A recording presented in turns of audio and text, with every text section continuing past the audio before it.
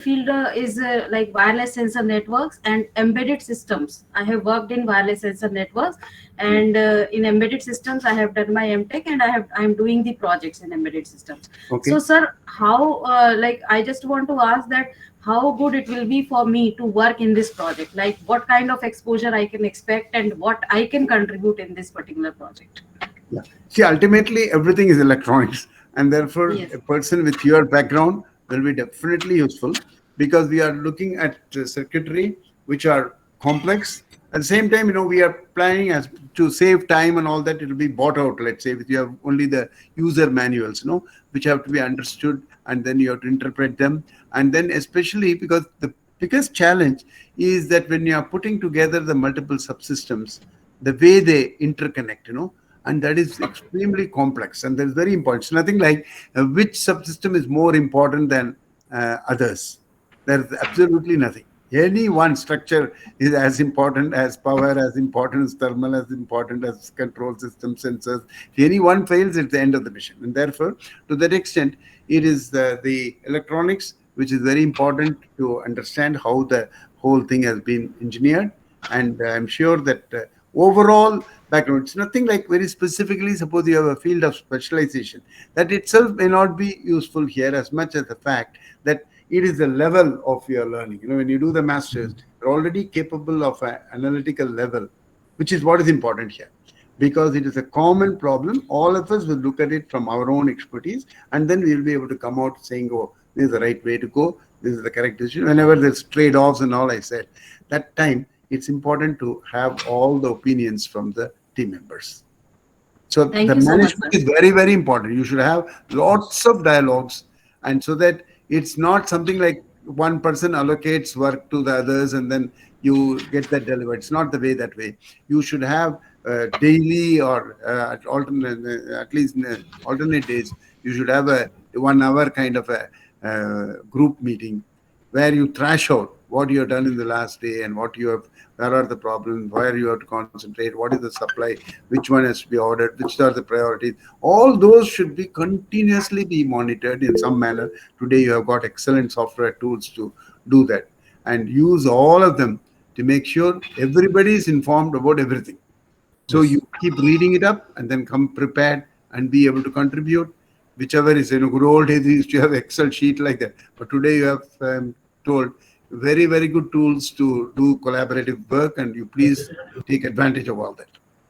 Yes. Thank you, sir. Thank you, Yes, sir. sir. I just want to add to the team members that actually we have made bifurcated that team into according to various domains. Uh, but very shortly, I'm going to announce that. But as Sir said, every team member should know every aspect of the satellite. So that's why I don't want to, make your focus too narrow. We should be open-minded to all the aspects. So that's why I'm not announcing the teams as yet. And again, even when you make those bifurcated teams as per the domains, you will still have the freedom and flexibility to work across the disciplines and the domains. So Yes. that's it. Yeah, Thank in you. fact, it's extremely important. And in Yeah. fact, that is a process in which you learn also. See, at Yes. the end of the project, you would have not only contributed, you would have learned a lot more in the allied disciplines. And that's important for our overall career growth.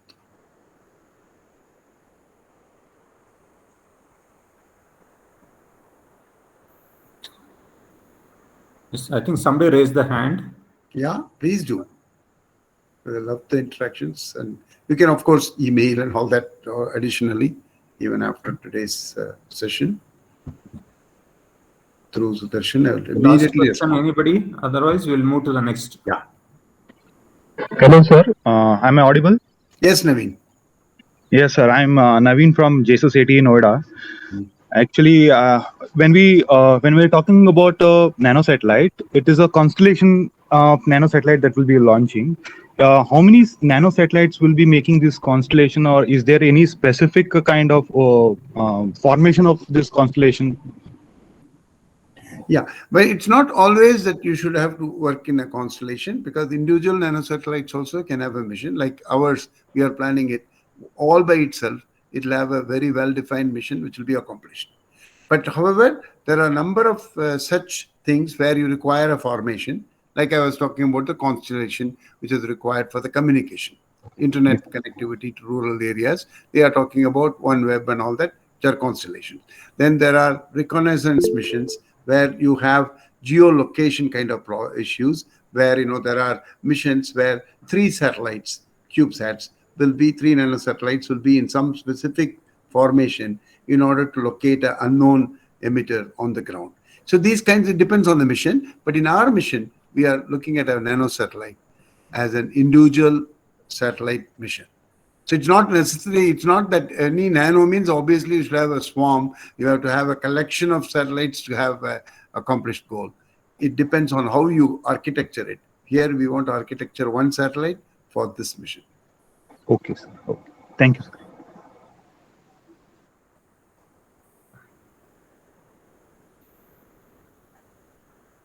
Very good. Okay, so in fact, that is exactly our next topic. That is on the overall overview of the nanosatellites. That will be presented by Dr. Jaikumar Venkatesan. I'll just give a brief introduction. He's a person with very high profile. He's the chief technology officer. He started. He was the chief technology officer for Synergy Moon mission. That was Google lunar competition of $30 million. So they were the semi-finalists. He is presently CEO of Valles Marineris. He has many roles. I will just list a few of them. Is a nanosatellite researcher and chief technology officer for KSF Space Foundation, United Kingdom. Is a national point of contact for India for the Space Generation Advisory Council in support of United Nations program on space applications, Austria. He is the visionary board member to the technology contest upgrade organized by Russian venture company and International Academy of Space Law, Moscow. He is the advisor to the Global Center for Competence, Hazards and Disaster Management, Cameroon. He is also an aerospace education consultant for national research universities in Russia, like Moscow Aviation Institute, and he's also the external mentor for Vayusutra Aerospace, IIT Madras, and many other roles. I welcome Dr. Jaikumar Venkatesan and give him the platform. Yeah, thank you, Professor Sudarshan, for wonderful brief introduction about me, and thanks for Ranga sir for starting this wonderful workshop. And thanks to the management of the JSS team. So we have now Jnanam Roy. Now we are in actualization. So I think I'm audible to all, so I can proceed further. Yeah, just you can be a little louder volume. Okay. So yeah. Okay. So I think now you can hear me well. Yeah. Okay, that's cool. So now we go about the small satellite engineering. So we can understand the we can technically we can be able to see the slide change.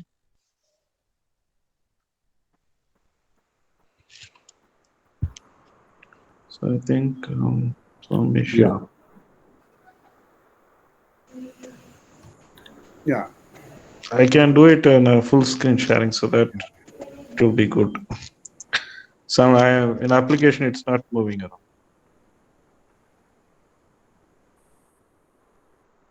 Yes.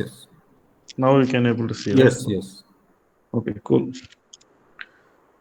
So now we can classify to understanding the fundamentals of the satellite. So we can we differentiate with the mass as one of the classification to understand the satellite, what we call technically called spacecraft, and we can use as a platform like a bus. We have the two fundamentals here. One is like a mechanical bus, and second is the avionics bus. So these two buses are playing the vital role in the satellite. So the mechanical bus, it means so all mechanical components and actuators, all mechanical bus. In the avionics bus is consisting of sensor package and also the power systems and all control elements, like all electronics into the avionics bus. So now we are focusing on the class according to the European standards and also the NASA.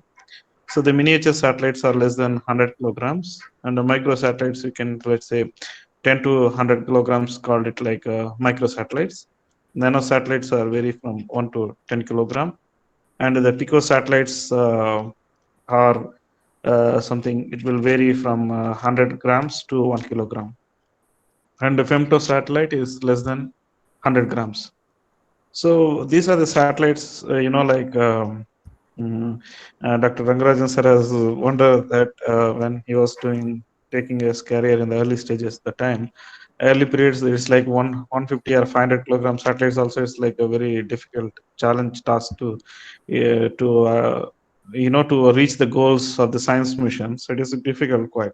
Now everything is like, we are living in a digital era, and now everything is like nanotechnologies keep doing their job, and many miniaturization of the many products are done. So now we can able to realize the project with the 1U CubeSat.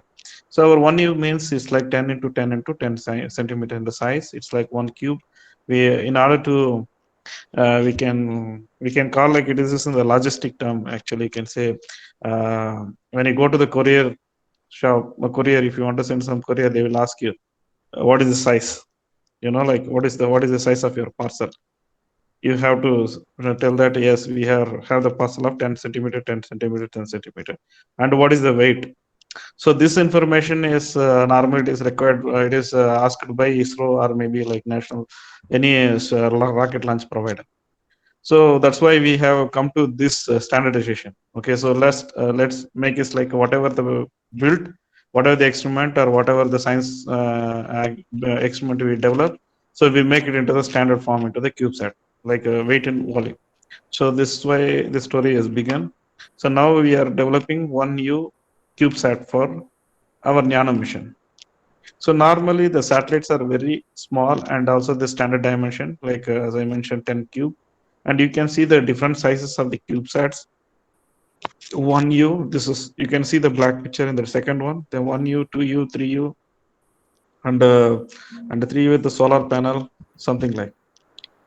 So there are the different, this is how we can able to standardize, and typically it should be weight less than 1U. Per U should be less than 1.33 kilogram. And mostly the science purpose and the payload will vary, and short lifespan, these are the satellites are short lifespan, and it may go up to 5 years we can able to run this satellite. So normally I'm just continuing the Dr. Rangarajan sir talk about the satellites, then the different various applications. So we can, like, astronomical satellites are mostly used for observing the distinct planet, like a different like a Pluto and or beyond, or maybe the galaxies, or maybe something like outer space objects. And the biosatellites are mostly carrying the living organisms. Our satellite, it's also a semi biosat, you can say. We can take some kind of a drug stability studies along with this Jnanam sat. So we can call it like semi biosat in the class. And in general, it's like mostly in scientific experimentation. And because our payload is like a dosimeter that is used to study the higher altitude parameters, like radiation environment in that particular altitude. Let's say we are planning to deploy our satellites at 450 kilometer altitude to 450 to 550, but it's keep varying this altitude. So mostly the communication satellites are stationed in a space. So this is used for communication purpose and modern day communications. Nowadays we start working on for like a 4G, 5G, and 6G. Those are the satellites. And now we can also use for they can placed in a different orbits like geosynchronous, Moon orbits, and also LEO. So Earth observation satellites mostly they use non-military use such as environmental monitoring and also meteorology, because we are going to monitor the space weather monitoring. So one of the applications. So and also the navigation satellites. Navigation satellites we can call it like radio time signals, and also we transmit to the mobile receivers to the ground. So and how you guys are using the GPS nowadays to navigate your home or navigate to some different place. So we are using this navigation satellites. So the clear of line of sight between the satellites and receivers on the ground, it's like mostly empowered with electronics that allow the satellite navigation to measure the accuracies, and also because it can count all the base stations and where we place, and that will give the more clear navigation systems. And the secondly is like a killer satellite. Killer satellites are like destroy the enemy satellites. You might be heard about ASAT, like anti-satellite demonstration had been done. They even made a lot of questions to India, like you should not perform or kill any satellites or satellite objects in space. So the militarization in space is forbidden, and also they have limitation. So now so there are many issues now, but Russia also demonstrated the killer satellite, how to kill the satellites, and also they can threaten to the Elon Musk space Starlink constellation. Also they can break using the missiles like that. So but it should not be happen, because that will create a space war. Then space war means we have no access to any mode of communication. It will be on everything through ground communication. So we hope this will not happen in war in space. And the crewed spacecraft that is called Soyuz spacecraft, it is the most proven one, and that is used to carry the humans into the orbit, like for International Space Station, where the humans can live, and maybe in future there's like a space tourism is going to be happen, and you can live some days in a space station and come back like that, space tourism. And we also working in line with the Gaganyaan initiatives for developing, supporting the some of the critical activity, and also the simulator for crew astronautic training. And the spacecrafts mostly it can be like a reusable system, or maybe it can be like a space plane, like ISRO's Avatar. So they are also planning like a space plane of India something, and also they have the Columbia, you know, Discovery, Buran. So these are the some of the space planes. And also one more company, uh, uh, I mean Dream Chaser, one project that a private company in US. They're also working on space plane, like similar to the Discovery. So this can be used for the transport to the orbital stations, like for International Space Station something. And again, the low masses and also the low sizes, new classification into something. Mini satellite was into the 500 to 1,000 kilogram, micro satellites into the 100 kilograms, and nano satellites less than 10 kilograms. So altitude classification, as we reiterating here. So we are specifically we are going to place our Jnanam satellite in LEO orbit between 450 kilometer to 550 kilometer at sun synchronous orbit. And next is like uh, the medium earth, I mean like next altitude will be the geocentric orbits. That altitude vary from 2000 kilometers to 25,786 the kilometer. That is near to the intermediate orbit between geosynchronous orbit and also lower earth orbit. Our satellite for Jnanam will be might be orbiting 16 times in a day. I mean, like revolving around the Earth. Okay, so Jnanam will be like that. So geosynchronous orbit will be placed at 35,786 kilometer approximately. So that is equal to the 24 hours our timeline. So if our Jnanam satellite will be placed in geosynchronous orbit, then it will be in one orbit in a day. Okay, so hope you understand. the time, how many times and orbiting our satellites and all those things. And next is like higher Earth orbit, like this is geocentric and orbits so beyond 35,700 kilometers. So here we have to concentrate on three areas. One is the ground segment, another one is the user segment, and the space segment. So now our guys we are going to design and develop the satellites here, and we can go for to the launch services. They will launch our satellite, and that will fly to the space, for example, like LEO, and then they start communicating the ground station, and the control center will start communicating with them, and then they give to the remote terminals. So we will be at our JSS facility to terminal as a user terminal. We will watch what's happening there. So this is what. So what we are going to do is in our 1U CubeSat, we have the structure and some of the mechanisms like holding some systems and releasing the switches, like mechanical systems, and the EPS, electronic power systems, and also the batteries and the solar panels and arrays, and the command and data handling systems, and attitude and also the control systems, attitude determination and also the control systems, and also the communication models. Some payloads here we are using the dosimeter, and also one maybe the biosensor or maybe the drug sampler. Okay, drug stability that sampler, and ground support equipments and software. So just imagine this is the CubeSat. It means not only for one engineering, it is like a completely, it is for multidisciplinary application. So everybody should know every aspects of this satellite. So it is like you are graduating with all engineering degree in one course, like this, irrespective of anything. So there is no clear definition. So now we can say these are some of the components, and here you can able to see how will be stacked inside. This is a kind of how it will be stacked inside the satellite.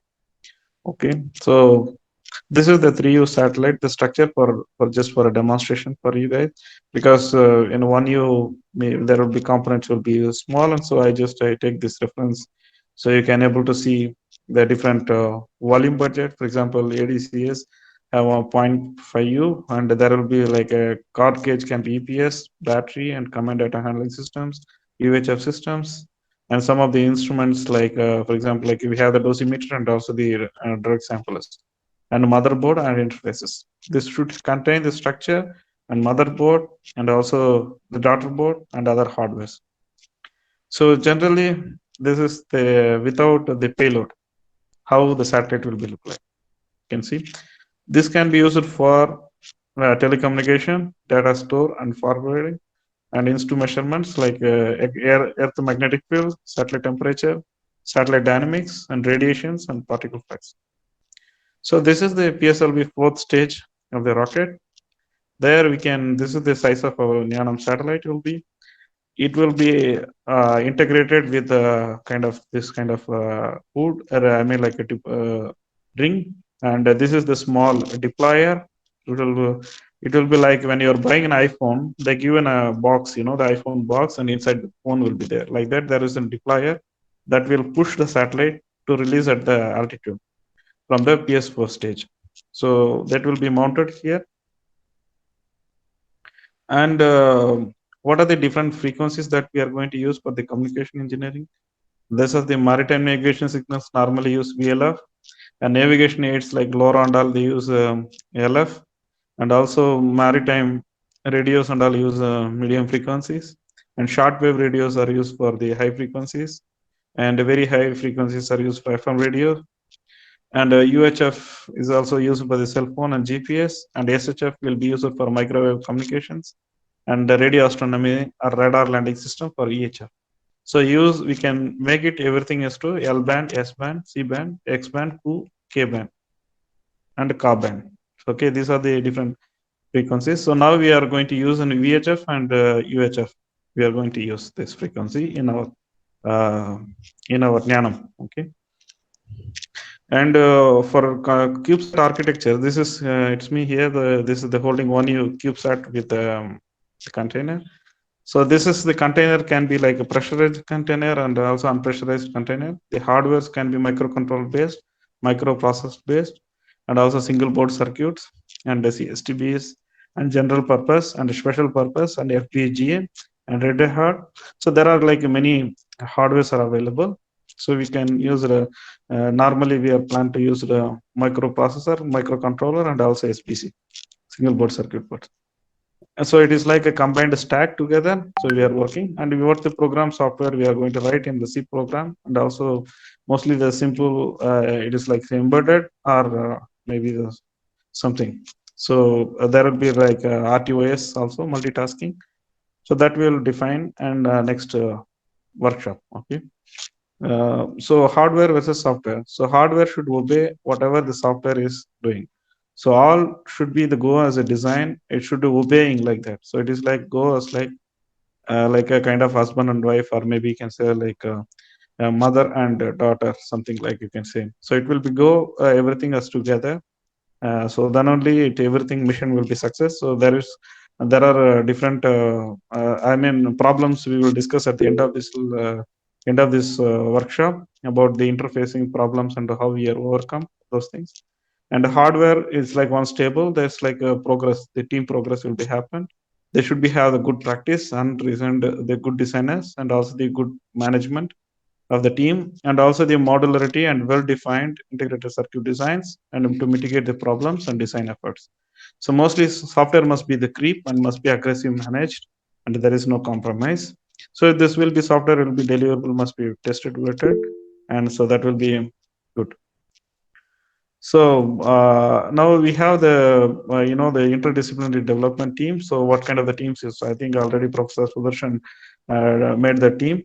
It's like we had a design team, electronics team, embedded flight hardware team, and Linux team, and the camera integration teams. So if we are using the camera, but still we keep an optional one because we don't know. We still we need to accommodate our science goal is like mostly the stability of the drugs and also the uh, radiation space weather we have to monitor, and additionally we will see the options whether it is required or not, and application team mostly the type of application. So normally this is the general algorithm, you can say the flow, it is like that. So there, for example, high resolution image is taking, and there's a there will be compressed image and the pre-processing, and it stores as a thumbnail and a science processing. So there are be different type of license it is required in order to operate the satellites. It is like amateur radio enthusiastic. They can use the amateur radio community, and commercials for commercial, not applicable for non-commercial. For example, it is our university-based CubeSat. So we like CLI selectees for this satellite. So our experimental will be something for containing some 5G test or 6G or something new communication thing. And next will be the government operated by radio frequency systems. We comes under the university based CubeSat. So these are the now the trends. Now small satellite industry is growing. The future industry is goes on smart manufacturing, disrupted ground services. Like we are using the digital ground stations to track down the satellites. Now we can able to do it. And also the when we go with the different multi mission for electric satellites, and next will be the IoT architecture, some satellites, and low cost imaginary solutions, because that is used to track down the disaster time and to monitor the weathers, and also the affordable connectivity solutions. It must be affordable for everybody. And next, to human legacy to the mass. Some of the outcomes here for the space project management, how is handled in different countries. The European Space Agency, they do the as analysis and mission and fulfill needs, feasibility as a preliminary draft, detailed design, manufacturing, ground qualification test, exploration, and utilization. So the NASA is using pre-PACE for prospective studies, preliminary studies, determination, and project development and exploration. Our Indian standard ISO standards like 152288, that is like conceptualization stage, development stage, and manufacturing and exploitation support. So this standard we are going to follow ISO 15380. Okay. So thank you, and thanks. This is the good, remarkable picture with Dr. Rangarajan sir, and that is I'm NASA administrator Charles Bolden, me, and Dr. Jayaraman. Yes. Thank you. I'm now it's open for the questions. Thank you.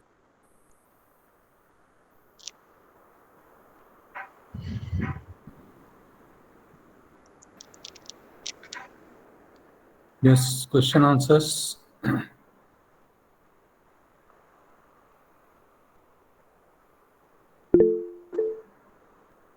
Yes, Chetan, go ahead.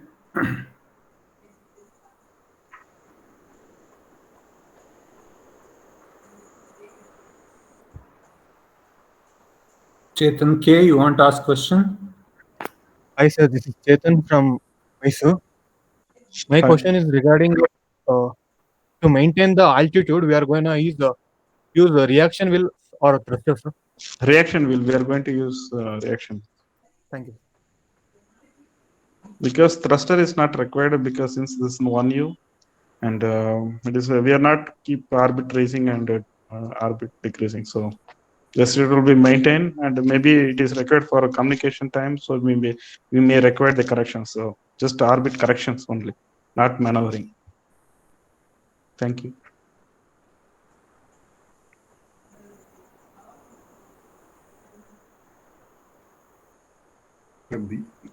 Yes, Rabbi, go ahead.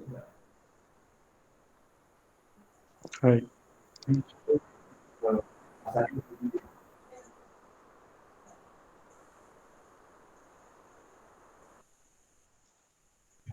No, we are passing over at the International Space Station. We'll pass every 16 times at that altitude. Whatever if we It keep is on this. basically, I mean, I can just add on. Yes, sir. Yes, sir. You Please. remember I gave an expression for t squared related to a cube. No, so for a circular orbit which we are envisaging, the altitude directly decides the period. Okay, so once you find the period, suppose it is say 90 minutes, 96 minutes, you take 1440 minutes are there, you divide by that, that gives you the number of revolutions per day. Roughly, you got it, no? About 15 revolutions you'll get, or 16 in that order, no? So that comes out because the period happens to be somewhere in the range of 90 minutes or 100 minutes, which again happens because we are talking about an altitude which is typically 500 kilometers. That's how the link comes. If you know the altitude, you know the period. Period decides the number of revolutions per day. Altitude only. Period is decided by altitude. Moon's distance, yeah, the period is 29 days. At geostationary satellite INSAT takes 24 hours. So suppose you take ISS, it may take 90 minutes. Like that, it depends entirely on the altitude that you will decide how long it takes. No, that is one is, of course, the fact that PSLV, when you are launching it and you are going to ride on it with not too much of it's not an exclusive launch vehicle for us. So we take advantage of their launch and then get pushed to a orbit, which is not too far away because that particular mission is meant for near Earth satellites. So we don't want to now take it to still further heights and all that because that will mean more fuel and we cannot accommodate them all in that. And more importantly, PS4 stage is offering up to the Leo only. Yeah. So we are ready to go anywhere, but we get an opportunity, you can make use of that Leo. A free ride type of thing. I mean, it's a ride where you have to depend on the launch vehicle. Yes. PSLV carries to Leo. That's it. Yeah. Hello, sir. Kumar, sir. Good evening. Good evening, sir. Good evening, sir. Yeah, sir. I understand that the satellite what we design is a nano kind of satellite. Sir. We have everything, the altitude, everything is fixed. The payload is also done. Sir, what could be the possible threats to a nano satellite like the one what we are conceiving? And do all these nano satellites have completed their lifetime? The 5 years lifetime, what we do, or is there any threat for this something like that? So may complete the full term tenure. Could be the possible things that it may face. Sir, it is all depends on you are buying a new bike or maybe buying an iPhone. Okay, so how frequent you are operate, how long you are operate, how long you will be stay connected, how long it you are playing a game or you are playing an application, you're just speaking on the phone, and maintaining the batteries, for example, charging and distribution. This all, for example, mostly the 80% of the satellites failure are because of the power systems, and second another 10 or 15% will contribute on communication. And finally, other are very rare occurrence are like a debris sitting or maybe some pollutions happen. That will be like a micron level of percentage. So we are aiming for the Jnanam at least for 6 months to perform the task, and it may go whatever it comes is like bonus actually. So and also most important, it's like how much you have the when you use the flight heritage components, as long as it will survive. So that will be good. Okay. Okay. Thank you, sir. Thank you. Thank you, sir.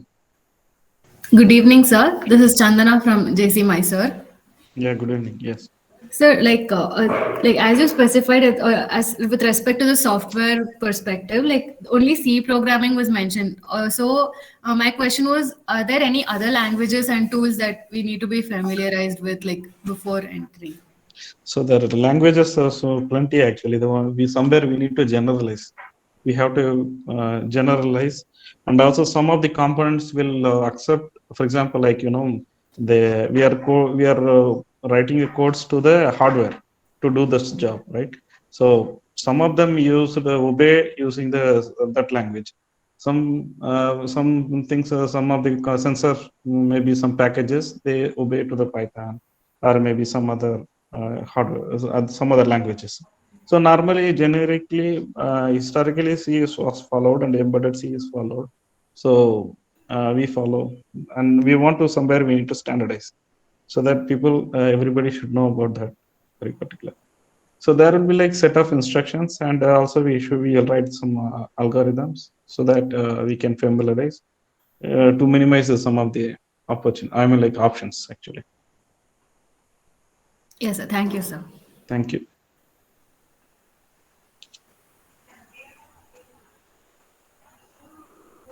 Any other question?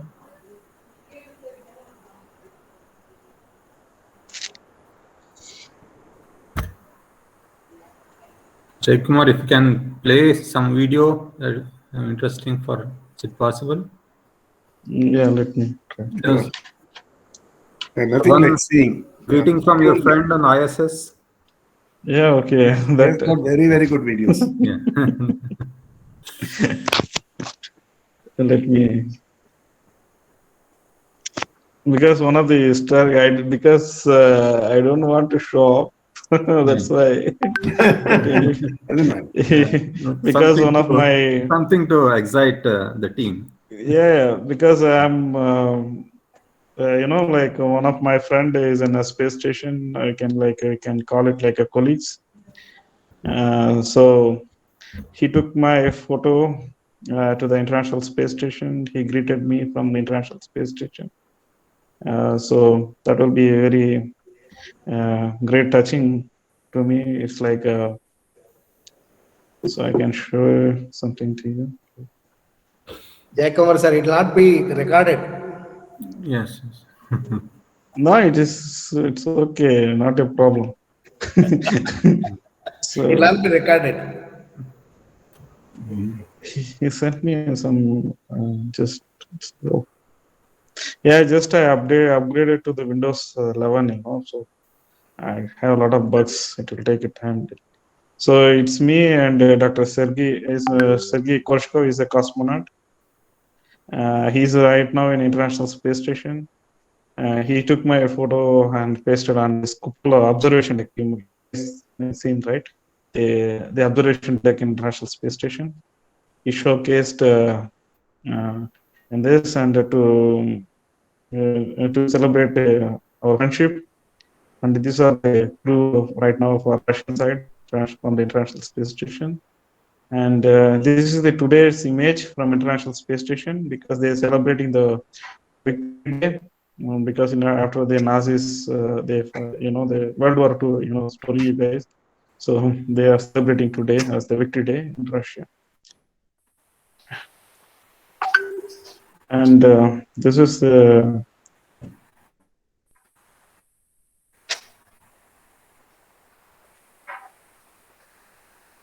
yes.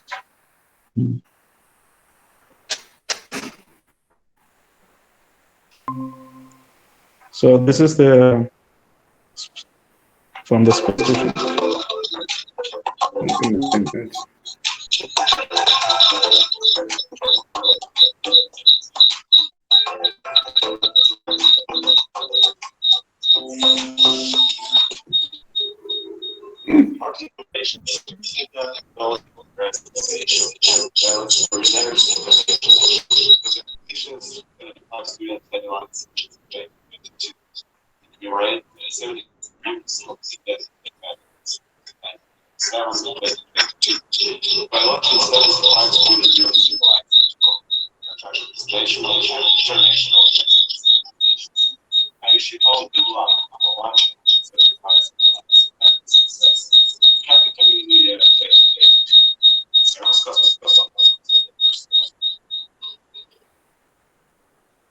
Okay.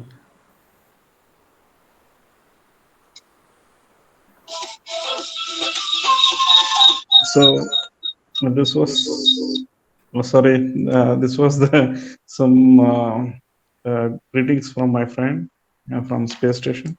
We were thinking someday we fly to the space somehow, but still I am hoping. So I was one of the shortlisted cosmonaut in a Russian side. It was happened in US. So, but we still am exploring the possibility to fly into the space station, or maybe I will fly somewhere else.